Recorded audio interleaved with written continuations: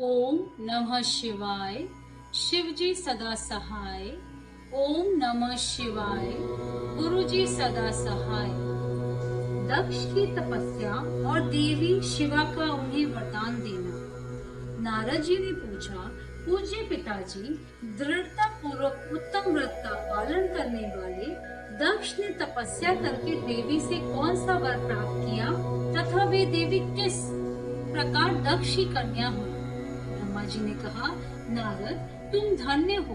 इन सभी मुनियों के साथ भक्ति पूर्वक इस प्रसंग को सुनो। मेरी आज्ञा पाकर उत्तम बुद्धि वाले महाप्रजापति दक्ष ने क्षीर सागर के उत्तर तट पर स्थित हो देवी जगदम्बिका को पुत्री के रूप में प्राप्त करने की इच्छा तथा उनके प्रत्यक्ष दर्शन की कामना लिए उन्हें हृदय मंदिर में विराजमान करके तपस्या प्रारंभ की।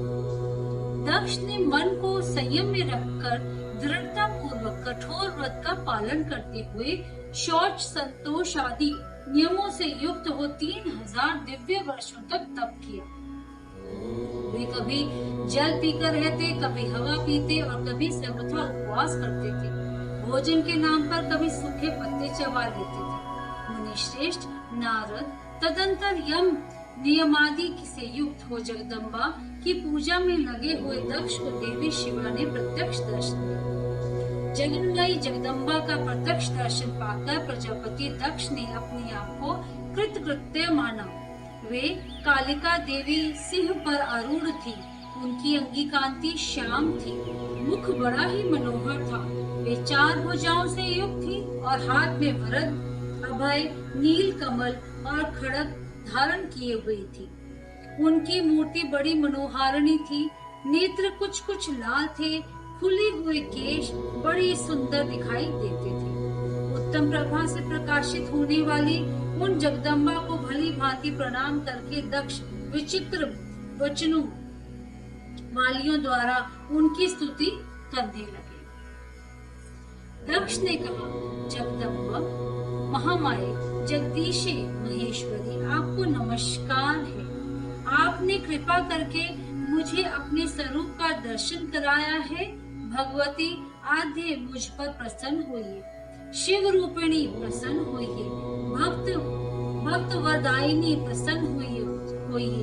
जगन्माये, आपको मेरा नमस्कार है। ब्रह्मा जी कहते हैं, मुने, संयत चित्त वाले दक्ष के इस प्रकार स्तुति करने पर महेश्वरी शिवा ने स्वयं ही अपने अभिप्राय को जान लिया। तो भी दक्ष से इस प्रकार कहा, दक्ष, तुम्हारी इस उत्तम भक्ति से मैं बहुत संतुष्ट हूँ। तुम अपना मनोवांछित वर मांगो। तुम्हारे लिए मुझे कुछ भी अधेय नहीं है। जगदम्बा की यह बात सुनकर प्रजापति दक्ष बहुत प्रसन्न हुए और उन शिवा को बारंबार प्रणाम करते हुए बोले। दक्ष ने कहा, जगदम, महामाये, यदि आप मुझे वर देने के लिए उद्यत हैं तो मेरी बात सुनिए और प्रसन्नता पूर्वक मेरी इच्छा पूर्ण कीजिए। मेरे स्वामी जो भगवान शिव हैं, वे रुद्र नाम धारण करके ब्रह्मा जी के पुत्र रूप से अवतीर्ण हुए हैं। वे परमात्मा शिव के पूर्णावतार हैं, परंतु आपका कोई अवतार नहीं हुआ। फिर उनकी पत्नी कौन होगी? अतः शिवे, आप भूतल पर अवतीर्ण होकर उन महेश्वर को अपने रूप लावण्य से मोहित कीजिए। देवी, आपके सिवा दूसरी कोई स्त्री रुद्रदेव को कभी मोहित नहीं कर सकती। इसीलिए आप मेरी पुत्री होकर इस समय महादेव जी की पत्नी होगी। इस प्रकार सुंदर लीला करके आप हर मोहिनी भगवान शिव को मोहित करने वाली बनी। देवी, यही मेरे लिए वर है। यह केवल मेरे ही स्वार्थ की बात हो ऐसा नहीं सोचना चाहिए। इसमें मेरे ही साथ संपूर्ण जगत का भी हित है। ब्रह्मा, विष्णु और शिव में ब्रह्मा जी की प्रेरणा से मैं यहाँ आया हूँ। प्रजापति दक्ष का यह वचन सुनकर जगदम्बिका शिवा हंस पड़ी और मन ही मन भगवान शिव का स्मरण करके यूं बोली। देवी ने कहा, तात प्रजापति दक्ष, मेरी उत्तम बात सुनो। मैं सत्य कहती हूँ, तुम्हारी भक्ति से अत्यंत प्रसन्न हो तुम्हें संपूर्ण मनोवांछित वस्तु देने के लिए उद्यत हूँ। दक्ष, यद्यपि मैं महेश्वरी हूँ, तथापि तुम्हारी भक्ति के अधीन हो तुम्हारी पत्नी के गर्भ से तुम्हारे पुत्र के रूप में अवतीर्ण होंगे। इसमें संदेश नहीं है। अनंत, मैं अत्यंत दुस्सह तपस्या करके ऐसा प्रयत्न करूंगी जिससे महादेव जी का वर पाकर उनकी पत्नी हो जाऊं। इसके सिवा और किसी उपाय से कार्य सिद्ध नहीं हो सकता, क्योंकि वे भगवान सदाशिव सर्वदा निर्विकार हैं, ब्रह्मा और विष्णु के भी सेव्य हैं तथा नित्य परिपूर्ण ही हैं। मैं सदा उनकी दासी और प्रिय हूँ। प्रत्येक जन्म में वे नाना रूपधारी शंभु ही मेरे स्वामी होते हैं। भगवान सदाशिव अपने दिए हुए वर के प्रभाव से ब्रह्मा जी की भ्रुकुटी से रुद्र रूप में अवतीर्ण हुए हैं। मैं भी उनके वर से उनकी आज्ञा के अनुसार यहाँ अवतार हूँ।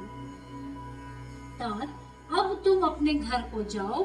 इस कार्य में जो मेरी दूती अथवा सहायकी होगी उसे मैंने जान लिया है। अब शीघ्र ही मैं तुम्हारी पुत्री होकर महादेव जी की पत्नी बनूंगी। दक्ष से यह उत्तम वचन कहकर मन ही मन शिव की आज्ञा प्राप्त करके देवी शिवा ने शिव के चरणाविंदों का चिंतन करते हुए फिर कहा, प्रजापति, परंतु मेरा एक प्रण है, उसे तुम्हें सदा मन में रखना चाहिए। मैं उस प्रण को सुना देती हूँ, तुम उसे सत्य समझो, मिथ्या न मानो। यदि कभी मेरे प्रति तुम्हारा आदर घट जाएगा, तब उसी समय मैं अपने शरीर को त्याग दूंगी, अपने स्वरूप में लीन हो जाऊंगी अथवा दूसरे शरीर धारण कर लूंगी। मेरा यह कथन सत्य है। प्रजापति, प्रत्येक सर्ग या कल्प के लिए तुम्हें यह वर दे दिया गया। मैं तुम्हारी पुत्री होकर भगवान शिव की पत्नी होंगी। मुख्य प्रजापति दक्ष से ऐसा कहकर महेश्वरी शिवा उनके देखते देखते वहीं अंतर्ध्यान हो गई। दुर्गा जी के अंतर्धान होने पर दक्ष भी अपने आश्रम को लौट गए और ये सोचकर प्रसन्न रहने लगे कि देवी शिवा मेरी पुत्री होने वाली है। अध्याय 11 और 12 समाप्त।